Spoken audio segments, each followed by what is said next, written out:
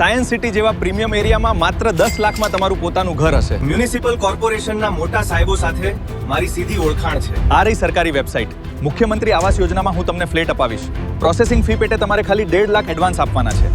બાકીની બધી જ જવાબદારી મારી. પણ આ આત્મવિશ્વાસ પાછળ એક બહુ મોટું કાવતરું છુપાયેલું હતું. પોતાના સપનાનું ઘર મેળવવાની લાલચ અને એક શાતીર ઠગની મીઠી વાતો.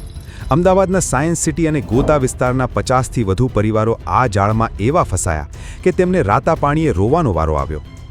આ ખેલની શરૂઆત થઈ ઓગસ્ટ 2025માં. સોલા વિસ્તારમાં રહેતા અને સીસીટીવી ફિટિંગનું કામ કરતા Dineshbhai Makwana science city road પર આવેલા કબીર એપાર્ટમેન્ટમાં અંકિત પટેલને મળ્યા. અંકિતે એએમસીમાં પોતાની ઊંચી ઓળખાણનો દાવો કર્યો. લોકોનો પૂરેપૂરો વિશ્વાસ જીતવા માટે તેણે રૂબરૂ સરકારી વેબસાઇટ બતાવી અને મુખ્યમંત્રી આવાસ યોજનાના નામે છેતરપિંડીની જાળ બિછાવી.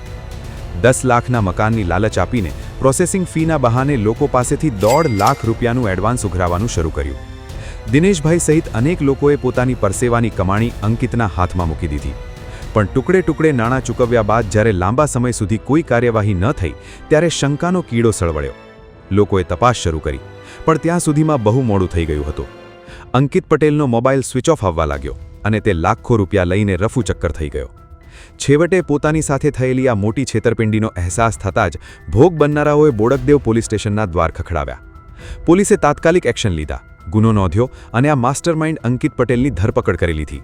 અત્યારે પોલીસ અંકિતના બેંક એકાઉન્ટ અને કોલ ડિટેલ્સના આધારે તપાસ કરી રહી છે કે આ સરકારી સ્કીમના નામે ચાલતા મોટા નેટવર્કમાં તેની સાથે બીજું કોણ સામેલ છે.